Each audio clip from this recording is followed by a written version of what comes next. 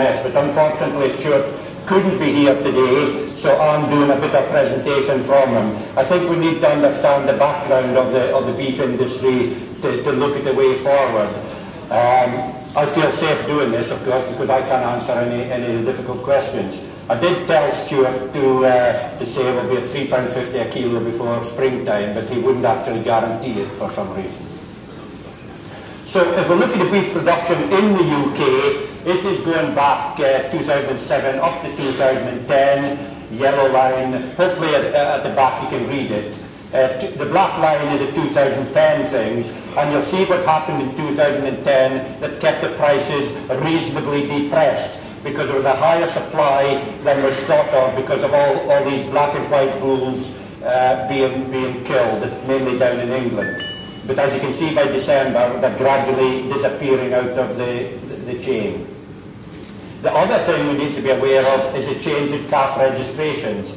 And if you go back to just after foot and mouth, and remember this is about the 10th anniversary now of that big foot and mouth outbreak in 2001, and then we saw a sea change in sheep numbers and cattle numbers throughout the UK after that. But if you take a base year around about that 2002, we can see how the calf registrations have actually dropped over the years. Now, there has been a little lift in registrations in 2010, and these, once again, are a lot of these black and white calves coming out of the dairy herd that are being finished.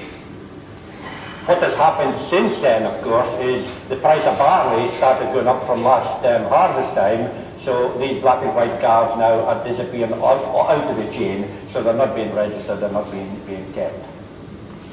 And really, if you look at all of that back into how the prices have moved over the last couple of years, we all remember back to when we thought £2 a kilo was a magical figure we had to get over. And that happened back in 2007. Once we got over that, the price actually rocketed through to 2008, which is the blue line. And then we ran into the red line, which is 2009, where we had a very static fat price throughout the year. So that fueled the purchase of calves and everything like that. Well, the beef price can only move forward upwards. And what did it do? Of course, started moving downwards. So a lot of people got caught out with a fairly expensive supple calves that were bought last winter and into last spring. So throughout 2010, the price did stagnate quite a bit, and it did take a lift towards Christmas time. And it started off this new year with a slight blip again going downwards. But since then, it's firmed up a little bit. And if we convert that into net margins, I've just put out the net margin for the breeding herds in Scotland. 0 is your top line, the black line at the very top there. Suppler herds are all making negative margins at the moment. Some are more efficient than others.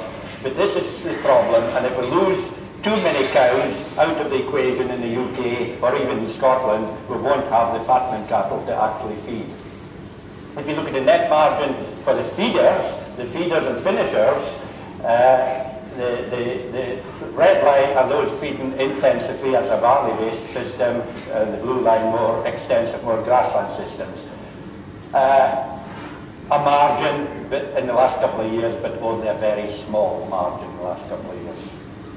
The worrying thing is this: the graph in the Scottish beef cow numbers going back over 20 years, where they peaked round about late 90s, year 2000, and then there's been a gradual decline since. And Stuart has made a prediction that if the line carries on the gradual decline that we saw between 2000 and 2008, we may have something like 425,000 suppler cows in the country. At the moment, we're around about the 450,000. If the decline over the next 2-3 years accelerates, as it did between 2006 and 2009, we could be down to nearer 400,000 suppler cows. So we're down at a very low level. Is that mic gone off? No? Something's happened to it anyway. So at the end of the day, as all of you here are probably feeders and finishers, some of you have cows, we don't want to lose the cow population in Scotland, because otherwise you're going to have nothing to feed and finish, or you will be, but it'll cost you a lot of money. So just some thoughts on the market. And I think we need to be looking at a global beef market. We're now in a global playing field rather than just a Scottish playing field. And the blue line along the top is Scotland's prices. So Scotland is ticking away quite nicely with the line underneath it, the pinkish line being the EU prices. So we are at slightly in front of EU levels, and these prices are in euro, converted to euros per 100 kilos. Now, all the lines at the bottom are places in major beef-producing countries of the world, like Brazil, Argentina, Australia, and the US of A. Now, you can see how those prices are actually converging towards EU prices, which means the threat from those other countries is a lot less than they were in the past. The prices are catching up to European prices, and grain prices in a lot of these other countries as well are also going upwards. And as global beef supplies, the prices you're seeing is most of these countries, Europe, Brazil, Argentina, Australia, and the States, from 2008 to 2011, have seen a decline in the beef production in those countries. The only one that's turned upwards again lately is Brazil, and you've probably seen the press lately that Brazil are trying to get cattle back into the EU markets again. But what I think will protect us in the future is these countries like China not coming into the world market. China position themselves to be the #1 world country in gross domestic product, etc. before too long, overtaking the States. The global demand for beef is forecast to keep going upwards.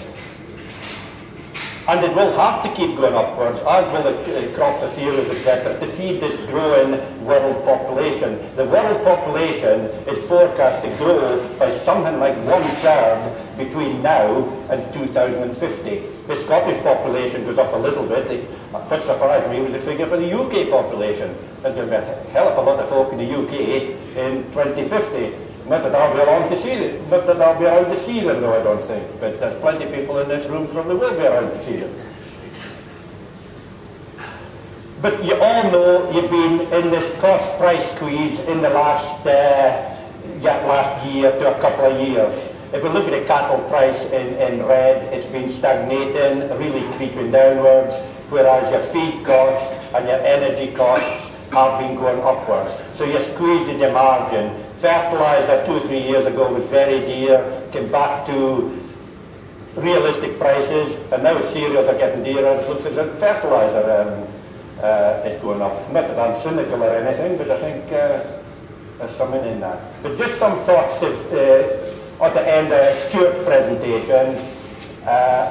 The whole world, or certainly Europe, is in economic turmoil at the moment, and the consumer is worried about food costs. So this will have a dampening effect on beef prices going up too much, depending on how much people's purses are affected. US producers are being squeezed all the time, but if you remember back to some of these previous graphs I showed you, the supply and demand situation means that over the next few years, if you're able to stick in there, times could come out quite well for you. But in the future, what you're all going to have to do, you're going to have to look for more output, you're going to have to be more efficient. There'll probably be less land to do it on, so we'll have to be producing more from the land we've got, and with less water. This won't be so much a problem with Scotland, of course, which is more a temperate climate, and especially on a day like this, we're all wishing for less water. Less energy, as you'll all know, and I'll move toward wind energy, etc., with less emissions, and we're going to talk in emissions in a minute, and with less waste. So you're actually having to produce more from less. Or you have to strive for excellence, and I don't think it should be or in there. I think the only way you're going to survive in the future is to strive for excellence. There's a huge range in performance in every beef unit, and I think you'll have noticed here today how efficient the Wilson family are trying to produce cattle and producing them in volume numbers. But there is a huge difference between the top third men and the average producers. And all I've done is put up the top third margins for the intensive producers, the top third margins for and the average margins for the intensive producers. And remember, some of these have